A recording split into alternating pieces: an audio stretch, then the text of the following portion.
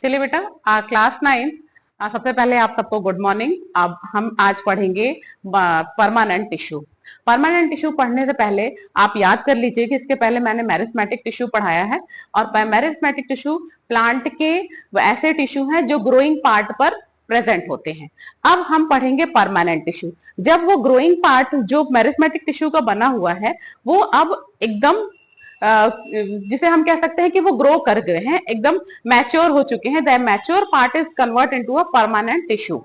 यहाँ पे आप देखिए permanent tissue, they cell lose the ability to divide. अब जो इनके सेल हैं, परमानेंट टिश्यू के जो सेल हैं, अब वो डिवाइड होना बंद हो जाएंगे। आपको मैंने बताया था मेरिस्मेटिक टिश्यू में सेल डिवीजन होता है, जिसके कारण लगातार वो न्यू सेल्स बनती रहती है और लगातार वो प्लांट ग्रो करते रहते हैं। मतलब plant grow in the sense कि उसका स्टेम ग्रो करेगा, उसका रूट ग्रो करेगा और उसकी लीव्स ग्रो करती हैं।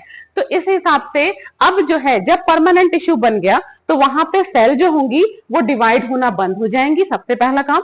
फिर दूसरा काम ये है, और सबका अपना अपना एक स्पेसिफिक रोल हो जाएगा।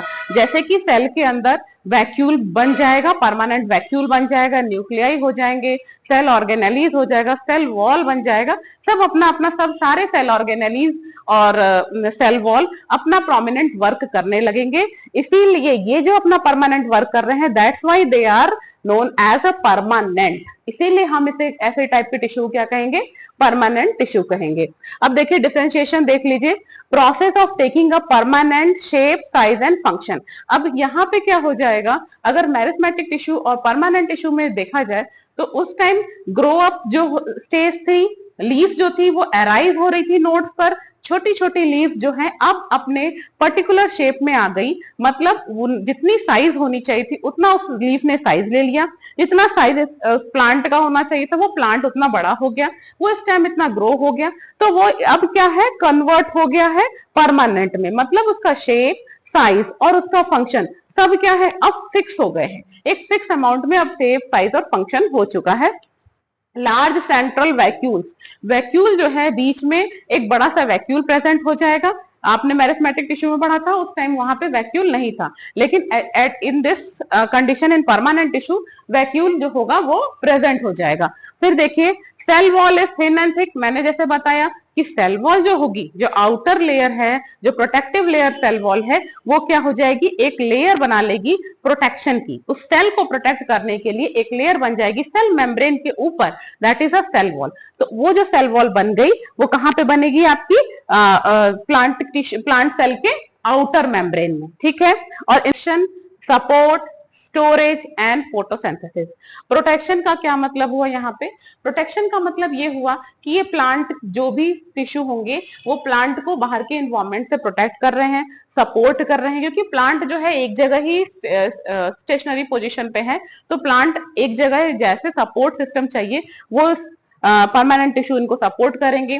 स्टोर करेंगे food items, some materials, water material, सारे जो भी इनके लिए बेनिफिशियल है चीजें उनको उनको स्टोर करेंगे। और अब यहाँ पे फोटोसिंथेसिस स्टार्ट हो जाएगी। मेन फंक्शन जो परमानेंट टिश्यू में होता है फोटोसिंथेसिस होता है, जो कि केवल परमानेंट टिश्यू में ही होगा।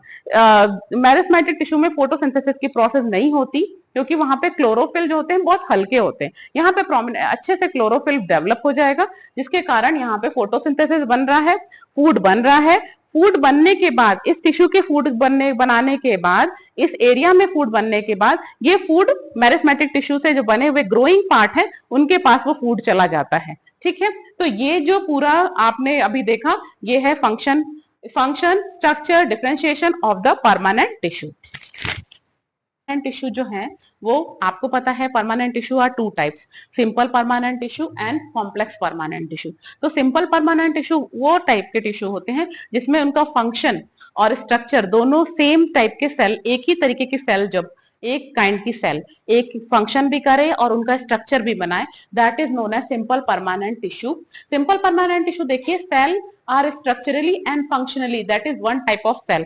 मतलब सेल का जो स्ट्रक्चर और फंक्शन दोनों क्या है, सेम है, और एक ही प्रकार की सेल से ये वो बने हुए हैं, वो सिंपल परमानेंट टिश्यू कहलाएंगे, ठीक है। अब देखिए सिंपल परमानेंट टिश्यू जो होते हैं थ्री टाइप्स के होते हैं, पैरेन्काइमा, कोलेन्काइमा और sclerenchyma. There is three types, parenchyma, collenchyma and sclerenchyma. सबसे पहले आज अभी हम पढ़ेंगे पैरेनकाइमा क्या होते हैं। पैरेनकाइमा देखिए कहाँ कहाँ पे पैरेनकाइमा होता है, पहले वो समझ लीजिए। Parenchyma is present in the stem, root, leaf, flowers and fruits. These are the parts where the parenchyma tissues are present. Parenchyma tissue कहाँ कहाँ पे होंगे? स्टेम पे, रूट पे, लीफ पे, फ्लावर पे और फ्रूट पर। अब देखिए कैसे होते हैं इनका जो पैरेनकाइमा जो सेम सेल के बने हुए हैं उनका सेल वॉल जो होगा वो पतला होता है, थिन होता है। तो थिन सेल वॉल स्ट्रक्चर कैसा होता है? राउंड होगा, पॉलीगोनल होगा और इलोंगेटेड इन शेप, या कभी थोड़े लंबे होंगे, पॉलीगोनल होंगे, पॉलीगोनल शेप के होंगे, इस तरीके का इनका शेप होगा। और सबसे बड़ी बात कि इनके सेल के बीच में इंटरसेलुलर स्पेस होता है। कैसे? मान लीजिए कि ये सेल है, these are the cell, there is a space between them, इनके बीच में क्या है? स्पेस है, इंटरसेलुलर स्पेस होगा। हर सेल के बीच में जो ये सेल है इनके बीच में ये स्पेस होगा जिसे हम कहेंगे इंटरसेलुलर स्पेस। और ये इंटरसेलुलर स्पेस किसमें होगा? In the parenchyma. अब हम पढ़ेंगे फंक्शन ऑफ पैरेनकाइमा क्या है। सबसे मेन फंक्शन पैरेनकाइमा के हैं कि इस तरीके के टिश्यू होते हैं जो कि फूड को स्टोर कर लेते हैं। जो भी फूड मटेरियल फोटोसिंथेसिस की प्रोसेस के थ्रू बन रहा है वो स्टोर करते हैं और मेरिस्मेटिक टिश्यू तक ये पहुंचाते हैं।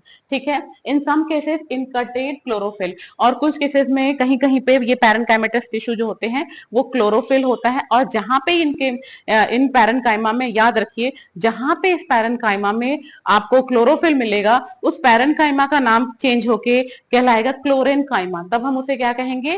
क्लोरेनकाइमा कहेंगे। और ये लूजली पैक्ड होते हैं क्योंकि इनके बीच में इंटरसेलुलर स्पेस जो होता है वो प्रेजेंट होता है। अब अगर मान लीजिए कि इनके सेल जहां पे क्लोरोफिल है तब तो हम क्लोरेनकाइमा कह रहे हैं, लेकिन ये मैंने बताया था कि ये लूजली पैक्ड होते हैं। लेकिन बहुत बार ऐसा होता है कि इनके जो सेल होते हैं वो बहुत काफी दूर दूर तक, इंटरसेलुलर स्पेस जो होता है इनके में काफी दूर दूर तक होता है, मतलब इंटरसेलुलर स्पेस अधिक होता है। तो जहां पे इंटरसेलुलर स्पेस इनके सेल्स में अधिक होगा वो कन्वर्ट हो जाएंगे, उसको हम कहेंगे एरेनकाइमा। उसको लूजली पैक्ड इंटरसेलुलर स्पेस को हम कहेंगे एरेनकाइमा। और ये एरेनकाइमा जो होते हैं वो प्लांट्स में या लीफ में बाउंसी देते हैं, जिसके कारण आपने लोटस की लीफ देखी होगी, वो लीफ क्या होती है? वो फ्लोट करती है वाटर पर। आपने देखा है ना कि लीफ जो होती है वाटर पे इस तरीके से बिछी हुई रहती, फ्लोट करती है through this tissue that is known as aerenchyma. Aerenchyma provide bouncy to part and help them to float. Aerenchyma ही क्या करता है? उस लीफ को फ्लोट करने में हेल्प करता है। तो हमने आज पढ़ा है पैरेनकाइमा का फंक्शन, पैरेनकाइमा टिश्यू कैसे होते हैं। नेक्स्ट वीडियो में आप देखेंगे कि कोलेनकाइमा और स्क्लेरेनकाइमा के बारे में। देन हम उसके आगे हम पढ़ेंगे complex tissue that is xylem and phloem. Thank you बच्चों, आप होप करते हैं कि आपको ये मेरा वीडियो पसंद आया होगा। आप सब ध्यान से देखिए और पढ़ने की कोशिश करिए और सीखिए।